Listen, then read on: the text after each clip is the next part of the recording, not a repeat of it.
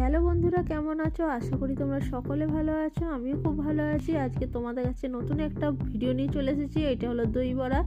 তো দেখো কি করে আমি তৈরি করছি দই বড়া। তো প্রথমেই আমি এই ডালটাকে ভিজিয়ে রেখে দিয়েছিলাম ভালোভাবে। তো মিক্সিতে বেটে নেওয়া হয়েছে। তো এই ডালটা ভালো করে মিহি যতক্ষণ হচ্ছে না ততক্ষণ তোমরা বেটে যাবে। আর মিহি হয়ে গেলে খুব সুন্দরভাবে ফেটাতে হবে। এই দেখো আমার এখানে বাটা হয়ে গেছে। এরপরে আমি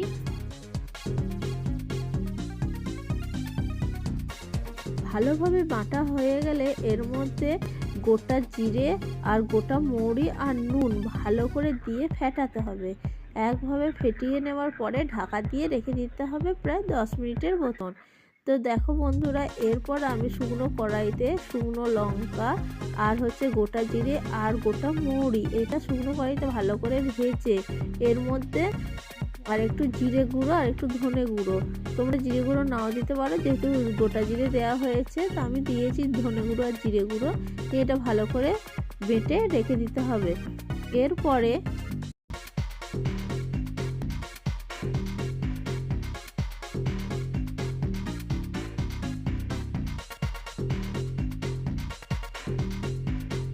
এই দেখো বাটা আমার হয়ে গেছে আর খুব সুন্দর একটা গন্ধ বেরাচ্ছে। দইটাকে ভালো করে জল ছড়িয়ে রেখে দিতে হবে আর এর মধ্যে একটু নুন আর চিনি স্বাদ অনুযায়ী ভালো করে দিয়ে ফেটাতে হবে। অনেকক্ষণ ফেটাতে হবে যাতে চিনি আর নুনটা ভালোভাবে গুলে যায়। এখানে আমি গোটা চিনি দিচ্ছি, আপনারা পারলে ডাস্ট করেও দিতে পারেন চিনিটা।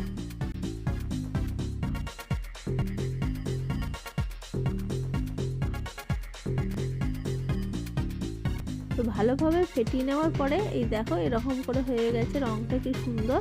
তো এরপরে কড়াইয়ের মধ্যে আমি সাদা তেল নিয়ে সেই ডালটাকে আর একবার ফেটিয়ে ভালোভাবে বড়ার সাইজ করে একটা একটা করে বড়া ভেজে নিচ্ছি। আর বড়াগুলো খুব সুন্দর লাগছে ভাজার পরে, দেখতেই পাবে তোমরা।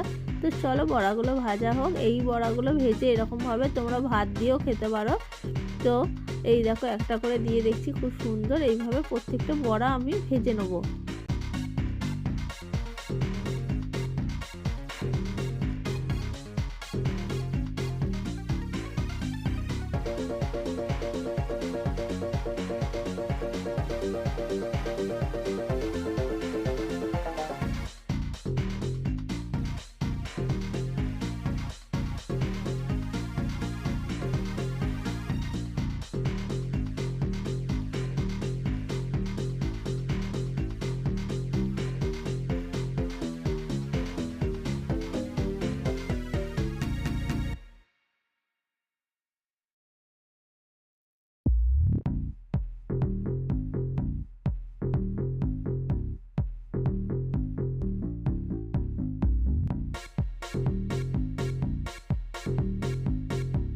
তো আমার বড়া ভাজা হয়ে গেছে, খুব সুন্দর কালার এসেছে দেখো। আর খুব বড় বড় খুব ফুলো ফুলো হয়েছে আর খুব নরম পাড়া এটা।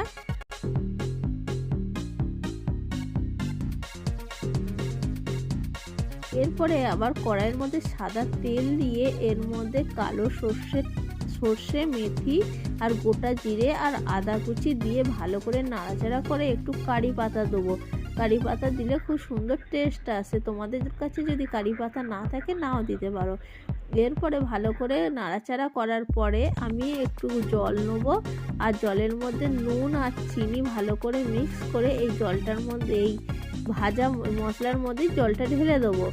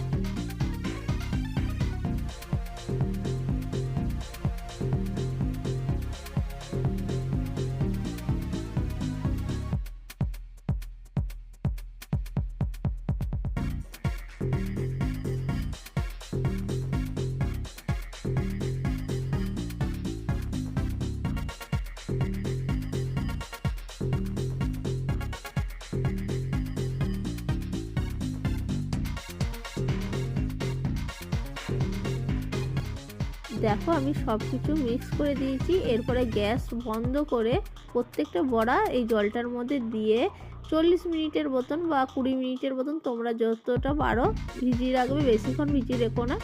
তো এটা 10 থেকে 20 মিনিটও ভিজিয়ে রাখতে পারো বা 40 মিনিটও, আমি 40 মিনিট ভিজিয়ে রেখেছিলাম। আর এরপরে ভালো করে এটা মিশিয়ে দিয়ে ঢাকা দিয়ে রেখে দিতে হবে, তাহলে সফট হয়ে যাবে, আরও সুন্দর খেতেও লাগবে। যখন খাবে তোমরা তখন এর মধ্যে দিয়ে আলাদাই একটা সুগন্ধ বেরাবে।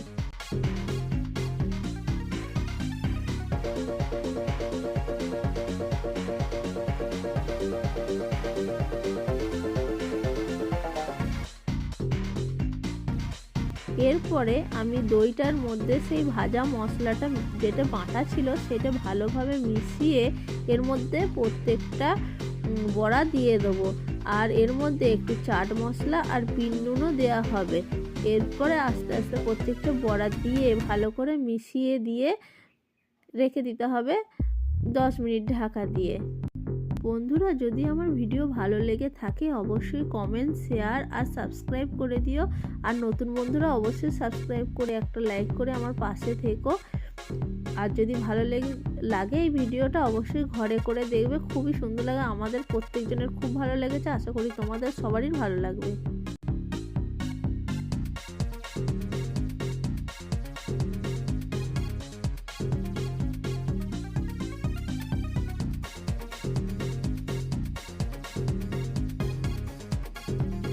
তো এইভাবে আমাদের দই বড়া তৈরি হয়ে গেছে। আর বন্ধুরা খুব সুন্দর খেতে লেগেছে।